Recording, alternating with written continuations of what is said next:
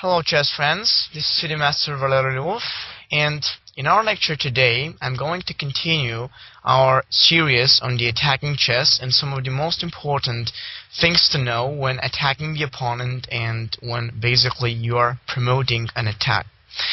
So the previous lecture we have concentrated our attention to one of the most important factors, which is the opportunity to control the center. So basically when you are controlling the center, you always have the good chance to employ attack, and frequently that attack is of course successful. However, there is also another very important factor for a successful attack, and this is the factor of the time.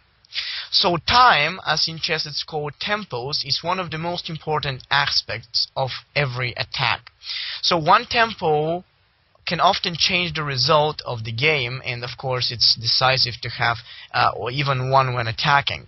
So wouldn't it be nice to reach a critical part of the game when you will have this kind of one more move than the opponent, and eventually to use it to crush his kingside position or to promote your attack in the best way possible. But when attacking, it is important to waste as little time as possible, because any time wasted will allow your opponent to find more defensive resources. Often this means ignoring material and just charging on forwards with the attack. In other words, playing as aggressively as possible. A quick warning though, which I will give, is that we should always care about bringing our pieces still in the beginning on the most active squares available, and with a view of the prospective attack which you have in the middle game. So the next game that I will show is a brilliant example of aggressive play at its best, and Grandmaster Yusupov, who played this game as black, desperately needed to win in this game, so basically he threw caution to the king side, and of course his attack was successful because he played very actively, losing no moves on getting his all pieces over there. Although his play may not have been objectively very correct, his bravery was richly rewarded. So the game was played in the Brussels Championship in 1991 against another very popular Ukrainian super grandmaster, Vasily Ivanchuk. So Yusupov, who is well known with his ideas for principal play, the student of the most popular chess trainer Mark Dvoretsky, promoted a very instructive example of attack and exactly using the factor of winning the time. So he was black. The game was beginning with c4. Black played e5. White continued with g3 over here, and black played d6. Now it's a kind of unpretentious way for black to play, but still this kind of scheme has very interesting ideas also. So after pawn to d6, basically white played in this position to move bishop to g2. So black proceeded with g6, and white played in this position to move d4. Now there are also other ways which white can go with. For example, he can play e3 with an idea of knight e2, or probably d3 with an idea of knight to f3. But anyways, d4 is a very interesting possibility that does not really let black to take control over e5 and d4 with his fianchetto bishop on g7. So pawn to d4, and in this position black played knight to d7. So of course black doesn't want to exchange that pawn and to leave the d4 strong spot in the center for white's queen. Knight to d7 of course is a good move, so if white wants to exchange, then black would take a very good spot for his knight on e5. So white continued here with knight to c3, and black played bishop to g7, directly attacking on d4. So here white still didn't want to exchange on e5, and he played knight f3. Now it's a very interesting position that over here nobody really wants to take first on e5. So like white doesn't want to take on e5 and black doesn't want to take on e4. So nobody wants to exchange from the center at first, because he will leave the opponent with an opportunity to take a piece, a minor piece over that central square. So both players are very careful about the central control, and both players are trying to develop their pieces as quickly as possible. So knight f3, and black played knight g to f6. So white castled, and black castled as well. Of course, now the center is solid for both sides, like black has the protection on e5 and white has the protection on d4. But as most frequently happens in the English opening, black always keeps very strong attacking prospects on the king side. For example, when he moves his knight to h5, his knight from f6 to h5, and plays something like f7 to f5, he can either go with e4 or maybe even f4 with an idea to bring the queenside knight probably to f6 and start some kind of plan with h6, g5 and attack over white's castled king. On the other hand, white's play will be on the queen side, so he will play rook b1, preparing b4 to b5, where black has less space and of course less pieces to protect. So the game developed in this way actually. After castles, white played queen to c2, and black simply played in this position to move rook to e8. So this way, black puts his rook, so eventually if he's about to prepare e takes d4, the rook will be open to that file, and maybe he can also prepare something like e4, as you will see in the future in the game. Black played e4 with an idea to block the prospects of white's light square bishop on g2. So rook to e8 followed, and white played rook to d1. Of course, he's also activating his kingside knight, his king's root, and black played pawn to c6. Now, it's one of the most typical ways to practically break the strength of white's light square bishop on g2. With the move c6, black is creating this kind of little pawn chain with his pawns on b7 and c6, and that way he's blocking the prospects of white's g2 bishop to the queen side. However, sometimes the c6 pawn happens to be a target, so white can promote b4 and b5, and thus we learned when we are attacking on a flank, every move with a pawn forward is helping to the opponent's attack. That's why there is a principle which says when we are playing on the other side of the board and actually the opponent is creating his plan on one flank, we should never play on his exact flank of the board, because every move over there will be a waste of time, and if we move our pawns, we will help him to bring his pawns quickly and to open up files very easily. So c6, it seems to be not such a good move, but it has a good idea, considering that concretely it avoids the prospects of white's light square bishop. So white played b3, a kind of useful move. So the idea is to bring the dark square bishop on a3 and put pressure on d6. So after pawn to b3, black played in this position the move queen to e7. So after queen e7, now black brings this kind of battery of the rook and the queen to the e-file. So his idea, as you will see, is to push the pawn e4 and practically to block the position. So in a closed position, the attack on the king side will be particularly strong. So queen e7, and white played here the move bishop to a3. Now this move doesn't seem to be so good at this point, because black now gets a possibility to play pawn e4 right away, and after white removes the knight, as it happened in the game with knight to g5, white has the opportunity to play e4 to e3 and practically to strike him to break white's pawn structure, the normal development of white's pawn structure. Now after e3, basically if white exchanges, black would take his queen with a tempo, and knight g4 will follow. So with e3, black forces white to move up his pawn on f2, and this way his pawn structure will be somehow weakened afterwards.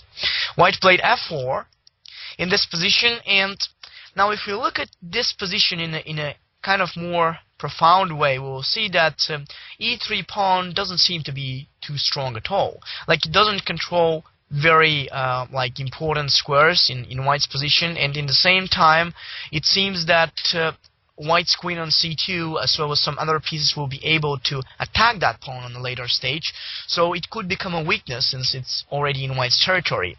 However, when attacking, we should know that every piece in the opponent's territory can really play a significant role.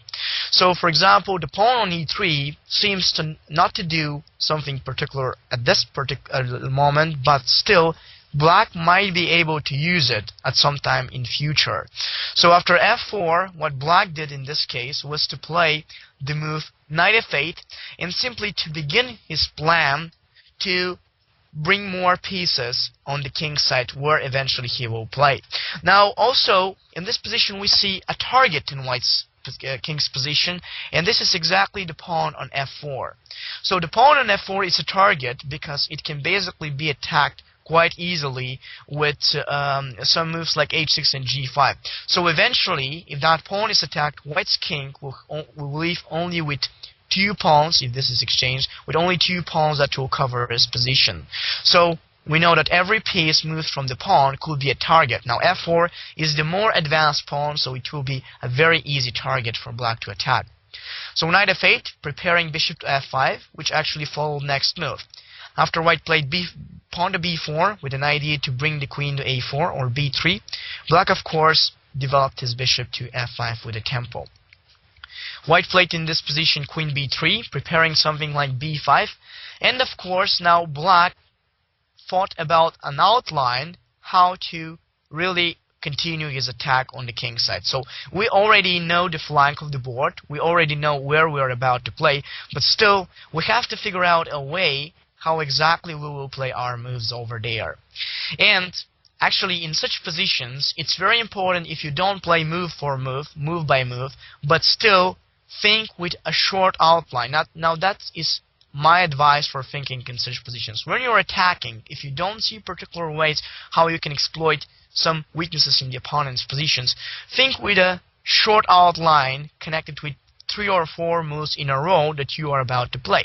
Now you can think about the most perspective moves that you can do against his kingside position, and eventually you can order them on priority. Like for example, it's more important for you to play this move than this move. So once you order them, you are beginning to think how you can apply them, and exactly this could be your short outline. So it could be 3 or 4 moves, or even 4 or 5, which you can make in a row, and will eventually these moves will support your plan. So that's a very important method of thinking when we are attacking. So now after queen b3, black simply played h6, beginning his plan, which is, for example, black's outline right now is to play after h6, knight f8 to h7, and then eventually after he goes with knight g4, probably to play g6 to g5. That will be the most efficient way to utilize the more pieces on the king's side, and also the opportunity to attack white's target, the pawn on f4. So this is the weakness white has. And after h6, knight f3, black started even with something more aggressive. As I mentioned, the most important thing when attacking is to appreciate every move that you can play, because when you're losing even one move, you can give your opponent an idea to improve his position and to begin his own play on the other flank of the board. So with the move knight g4, black already points his attention to moves like knight f2 and stuff like that. So already white is experiencing problems because too many pieces on the king side is something that white doesn't want to allow. And in fact, after he continued with b5, black wasn't even about to think for any more preparing.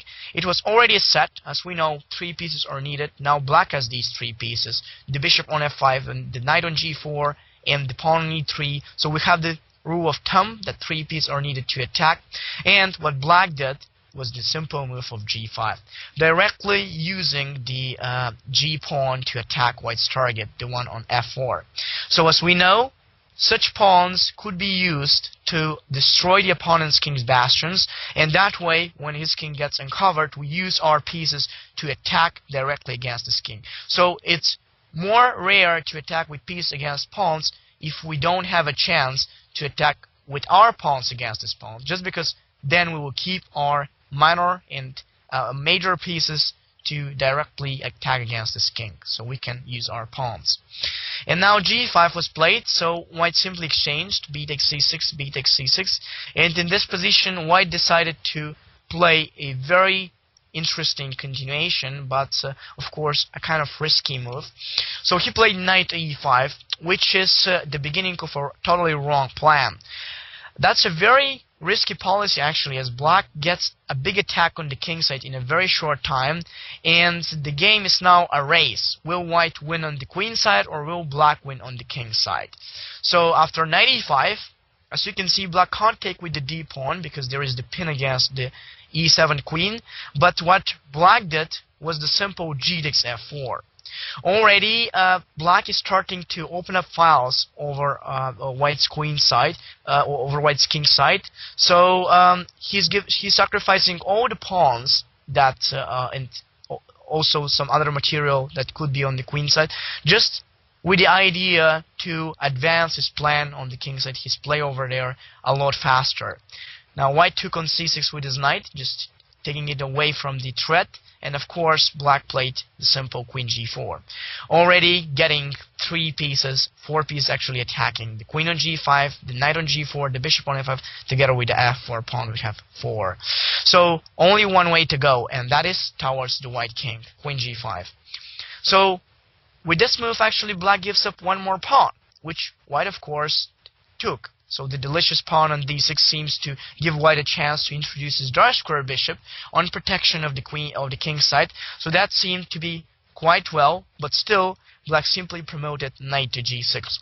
Very quickly, black got most of his pieces directly in front of white's king, and now we see that particular threats are popping up, like knight h4, h5, h4, or maybe even direct threats like knight takes h2. So white's king seemed to be in danger, and for this reason white decided to try and strike through the center. So with the move knight d5, white includes his queenside knight through the center on some protection to the king side, and maybe threats the f4 pawn right now. However, after the move knight to d5, black simply continued in this position with queen h5. That has the threat of queen takes h2. Now already white has to think about a way to protect the king, and we see that h3 is not going to be so good, because black will continue with knight f2, attacking on the pawn at f2, at h3, as well as the one on e2, and black's pieces are already set for the upcoming attack against white's king. So in fact, after queen to h5, white played h4 in this position, which had the idea to avoid knight f2, but it allows another very strong sacrifice, and this is knight takes h4. Now I don't say that this is the correct move, but in such situation material is not the most important aspects, but the time is. So objectively, though, black should play in this position f takes g3. That makes a lot more sense. So after bishop takes g3, knight takes h4 is following, with the idea, for example, to take on g2, and if white goes with knight f4, black has queen g5 as a particular possibility, and maybe after knight h3, if he wants to avoid a perpetual moves like after queen h5 and queen g5 again, he has to play queen f6 instead. But in this position, probably white has some opportunities to play bishop d5, and still with a move like rook f1, probably he will somehow defend. So his position on the king is still very dangerous, but maybe he will force the black queen to go back, and that's of course some kind of winning.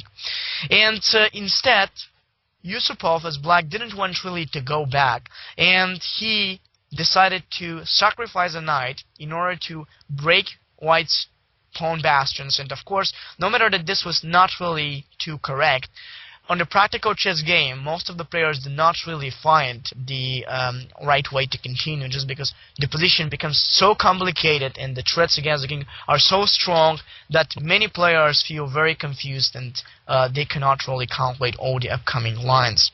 Now, of course, white is forced to take g takes h4. Black recaptures with the knight takes queen takes h4, and there is the threat now of queen to f2 with the check. So white made a mistake in this position, and he played the move of knight d to e7 with a check. Now that was a mistake because this allows black to proceed with a very strong move, and basically white doesn't have a chance to support his king. Instead of this, white had to give a check with the other knight, but the nuance between these two moves is really very detailed. So this looks like the wrong knight to check after knight d to e7 is very difficult to evaluate, but it will always be hard to defend such positions over the board, even if you go with the right continuation. Like after knight c to e7, king h8, knight takes f5, white can simply continue, black can simply continue with queen f2 check, and after king to h1, there is this very strong way to prevent bishop takes f4 next move, and that's actually the move bishop to e5. So the point here is that if basically white takes on e5, let's say with bishop takes e5, after knight takes e5 and d takes e5, black is getting the move rook g8, and basically he puts a lot of direct threats against white's king. So the bishop on g2 is now attacked. If he goes with bishop f3, then black can even enter with rook g3, as potential checkmates are possible after that. So after knight takes g3, f takes g3, so the other rook can be included as well. And also other moves are available, like rook takes e5, for example. But this was a very interesting opportunity for white to go, and maybe it was the possible way for white to defend this king. Instead, let me show you what was the difference. So when black played queen to h4, what white did actually was, instead of going this way, he continued with knight d to e7 with a check. So what's the difference actually? It seems that it's one and same how white would take the bishop on f5. However, after knight d to e7 check, black simply played the move king h8. And in reality, when white takes the bishop on f5 with knight takes f5, black simply has the move of queen h2 check, followed by, after king f1, the move rook e6. So with this move, as you can see right now, black is introducing his rook from e8 to e6 and then g6. So that way, black will get 3 pieces attacking white's totally unprotected king as a whole. So he will get rook to g6 next move, and then maybe knight f2 will become like a very dangerous threat. So after rook e6, in fact, black is getting very strong threats, and this is connected all because of the opportunity not just to bring the rook around to g6, but also to bring the queen side a8 rook to g8.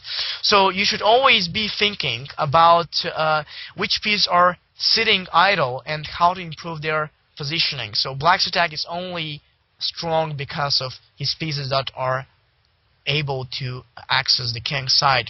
So now white gets greedy. So he played queen b7, and but already I would say that the position was difficult. For example, if black plays something like queen to b5 instead, if he goes this way, black can simply proceed with rook to g6, and the idea is that after queen d5, let's say, black can continue with this very beautiful queen h1 check, and after bishop takes h1, there is this very beautiful checkmate because of the e3 pawn.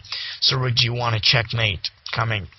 So that's a very bad idea, of course. And in fact, when black put his rook on e6, what white decided was to play the move queen to b7 over here. So instead of going with this move, white decided to use the tempo move of queen b7 and attacking black's rook on a8. It seems that if black puts it on g8 right now, white will get ready to prepare maybe something like knight c to e7, so there will be no more possibilities, and that's it. Queen h1 doesn't work because the rook is not on g6, and all the squares from where the black queen can checkmate, like h4 and g3, are practically taken by white's f5 knight. So what to do?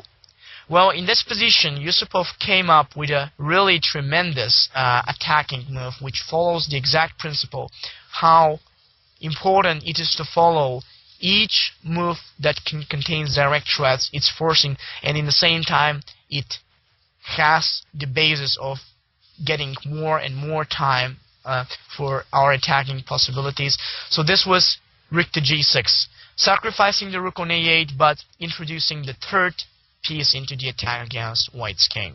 Rook g6.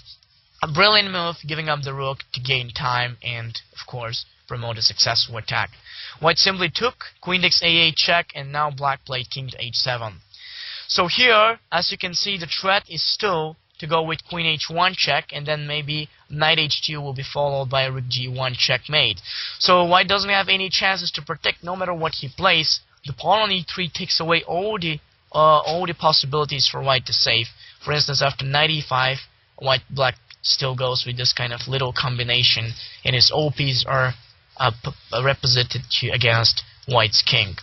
So in fact, after the move king to h7, white went to the only move, maybe the last try to save the game, with queen to g8 check, planning after king takes g8 and knight c to e7 check to capture the black rook on j6, but even this doesn't really help, because after knight c to e7 check, king to h7, and knight takes g6, black simply continued with f takes g6, and now after knight takes g7, which seems to be very good for white, since he already has two rooks as enough equivalent for the queen, and additionally he has the bishop more, so it seems that everything goes right.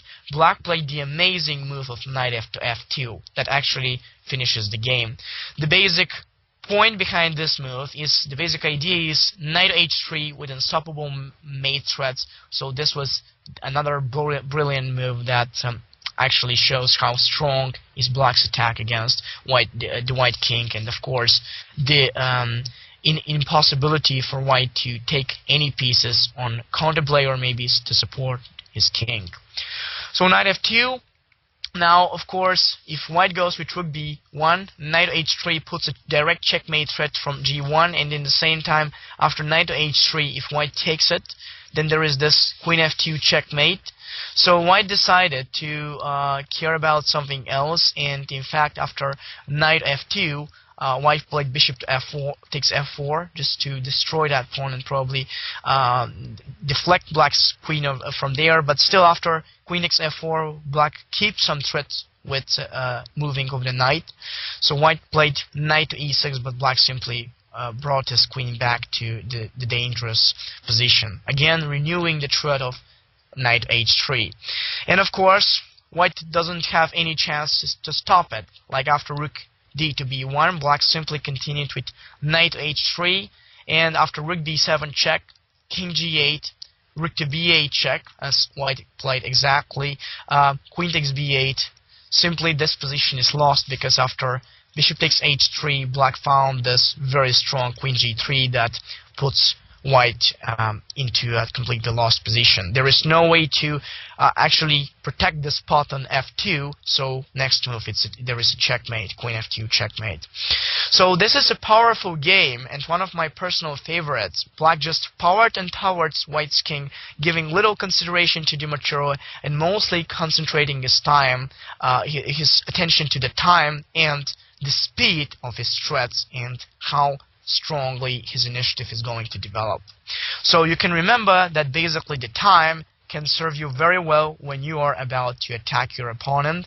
So you can always point your attention to act as quickly as possible and basically consider your plan to be with tempos and with direct attacks. So thank you very much, and this is FIDE Master Valery Levov for the series on attacking chess.